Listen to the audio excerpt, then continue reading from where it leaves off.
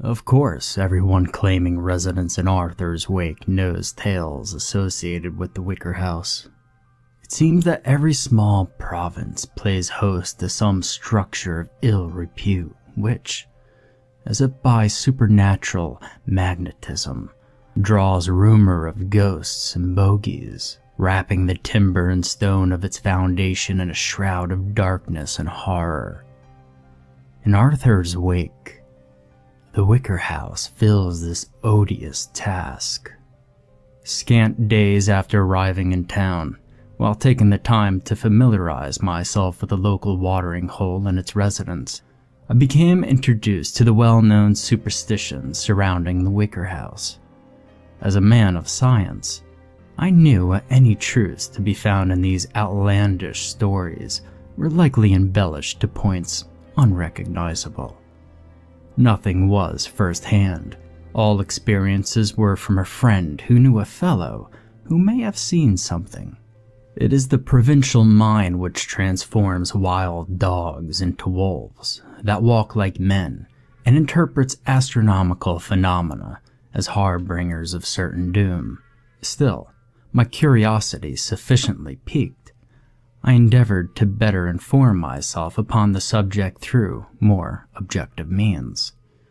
To my great surprise, while failing to confirm the more supernatural claims of the tales, the town records in the basement of the local library did provide aspect to a most sinister reality all their own. The house was built in 1920 by the millionaire Thomas Wicker, who, in addition to being both a successful oil prospector and fishing magnate, was, by all accounts, completely insane. No one knows what first drew Wicker to Arthur's Wake. Some speculate this as the first outward sign of his impending madness. What is known was that the foundations of the house, which would come to assume his name, were poured almost immediately upon his arrival. The structure was supremely modest for a man of Wicker's means, rising a mere 2 stories in height and composed of scarcely a dozen rooms plus cellar and attic for storage. The house was built on Blackwood Drive, a major tributary of the town's main street, and close to the industrial center, such as it was. The plot itself consisted of 1/4 of an acre, the yard home to a few blossoming trees and a small garden, the whole of which was surrounded by a high wrought iron fence, accessed by a similar gate. The posts of this formidable perimeter were topped by wicked spikes to discourage would-be trespassers. Construction concluded rapidly, and the autumn of 1920 saw Wicker take up residence in the house accompanied by a maid, groundsman, and his wife. The lady of the house quickly became the subject of gossip among the townsfolk. During the construction, Wicker had boarded his wife in parts unknown. None could recall when she arrived at the house. One day she was simply there. As the groundskeeper cared for the exterior yard and garden, and the maid handled all domestic chores including trips to market, the lady was herself never seen to exit the house. Due to this complete lack of socialization, the townsfolk did not learn so much about the woman as her Christian name. The servants themselves shed no light upon the subject. The man hailed from a remote part of the Dark Continent, and the woman appeared to be a mixed breed, vaguely, of the Orient. Wicker had acquired the service of each while abroad for business dealings and never spoke a word of English. Naturally, the Lady Wicker was the object of most persistent rumor. Early speculation was she suffered from some exotic malady, which left her drawn and bedridden. These theories were repudiated by those few who would occasionally spy her from the street. In each case, she was seen exclusively at night, staring forlornly through the second-story window of what was assumed to be her bedchamber. Lit only by candlelight from within, and to all appearances the picture of health. Additionally, there was little chance the typically damp and sunless climate of the wake would be prescribed to improve one's constitution by even the most inept of physicians, as common folk aren't wont to do. With a logical explanation absent, more fantastic theories were crafted. Some began to speculate the woman was a witch, others an enslaved angel won by Wicker, whilst dicing was Satan. What all who observed her agreed upon was her singular beauty. I gleaned much of this information from archives of the local paper, especially one curiosity piece, which was accompanied by a photograph of the lady in question. The scene was just as I had heard described. The single lonely prisoner peering through the window and across that terrible iron fence into the darkness of the night. The photograph was muddled due to the quality of the prehistoric equipment and the lack of natural light, effectively obscuring the lady's features. Indeed, it was difficult to distinguish whether the blurred form was in fact human, though it did project an impression of unmistakable femininity. And yet, even through that grayish haze, I could perceive a certain piercing, almost hypnotic quality of her eyes. Wicker himself was something of a mystery, though considerably less so than his bride. An attractive man, tall, dark-haired, and well-featured. Many a young woman found herself undeniably jealous of the seldom observed Lady Wicker. Though often away for long periods on business excursions, at home, Wicker would frequent the only drinking establishment in the wake, an illicit locale consistently ignored by the well-bribed police force, charging with upholding prohibition. Although he had no one in town that might be explicitly named friend, Wicker was known to purchase drinks for the house on occasions of patronage, and was as such engaged in conversation by no few number of fellow revelers. It never took long for Wicker's tongue to be sufficiently loosened, at which time he would regale his latest parcel of hangers-on with fantastic stories of his journeys abroad, forbidden hoodoo rites in the Caribbean, strange tribal sacrifices in the heart of Africa, dead men who walked in Eastern Europe, and countless others, each one stranger and blacker than the last. Though Wicker never spoke of his wife directly, these tales only served to expound upon the rumors of her origins. Things progressed much in this way for some 5 years. Wicker would travel and carouse upon his return. The servants went about their business without comment or complaint. The townsfolk gossiped. The lady remained a shut-in. The horror occurred without warning. The events that took place on the eve of Samhain in the year 1925 have gone down in history of Arthur's Wake as unembellished fact. Among the town records, I discovered the report of the patrolman dispatched to respond to the disturbance at the Wicker house. The narrative was itself accompanied by the most gruesome of photographs from the scene in question. I will summarize their contents directly. Thomas Wicker returned from his latest trip abroad on the 31st of October. Having stopped briefly at home, he arrived at the aforementioned drinking establishment in a clearly agitated state.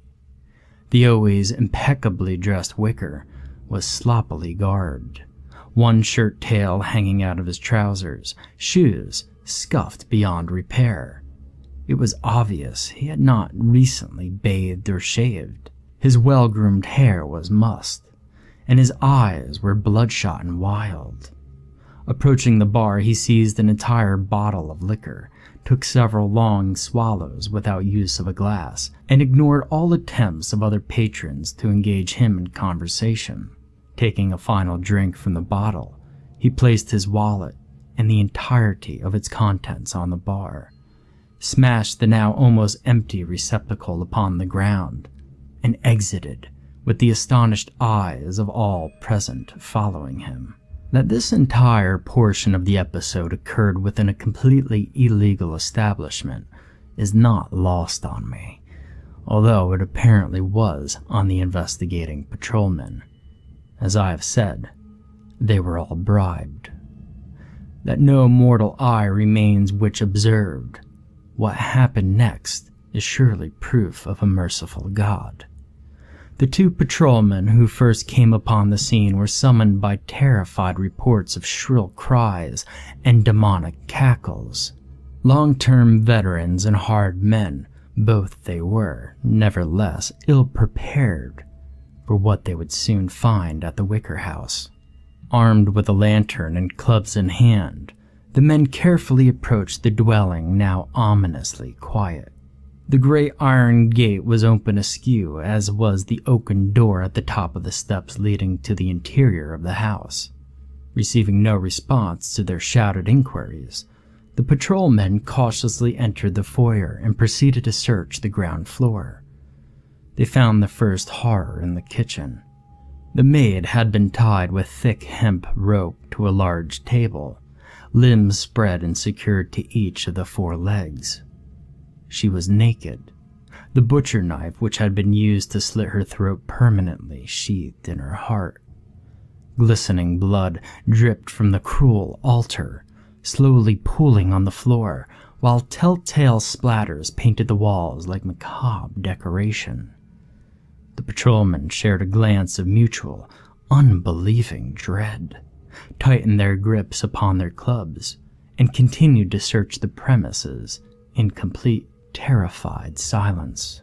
Having determined the cellar empty through a brief, yet understandably taut examination, they exited the back door to the yard and discovered the groundsman's body. A thick wooden stake had been erected in the center of the garden and crossed by a perpendicular beam. The man hung naked, suspended from the crossbeam by spikes harshly driven through his wrists and ankles in a grotesque simulacrum of Christ's crucifixion. He had been disemboweled, ropey innards pouring out of his belly, dripping blood and excrement. Horrified, the patrolmen reluctantly agreed that a premature conclusion of their search to summon reinforcements would provide a very dangerous murderer a chance at escape. The men re-entered the house and agonizingly proceeded up the winding stair to a second floor. Systematically, they searched each room, uncovering nothing until only one remained: the bedchamber of the elusive Lady Wicker. Eyes wide, heart pounding wildly, the lead man slowly eased the latch. Raising their clubs, the men burst through the door and stopped, dumbfounded. The room was completely dark and empty, devoid of trappings or furniture of any kind. By the thin beam of their lantern light, the men saw that strange occult symbols had been scrawled on every surface of the room, though those on the far wall had been somehow marred. Of the murderous Thomas Wicker, or his mysterious wife, there was no sign. A noise from above alerted the men to their quarry's location. Returning to the hall, they spied a trapdoor operated by a string, which, when pulled, revealed a ladder leading up to the lightless storage space of the attic. The two patrolmen stared at the entrance, yawning, black and wide, as the maw of some infernal creature, beckoning fools to wander to their doom. Unable to decide who would proceed first, the men threw evens. The unlucky loser took the lantern and ascended the ladder. He stopped halfway through the aperture, lantern held high to better diffuse the light, and ready to beat a hasty retreat to the relative safety of the hallway below. The attic was in a state of disorder. Strange souvenirs of Wicker's trips abroad stacked haphazardly throughout. The constable slowly played his beam about, gradually revealing each disjointed mound of clutter. At last, The light fell upon the attic's far corner, revealing the huddled, gibbering mass of a man they sought.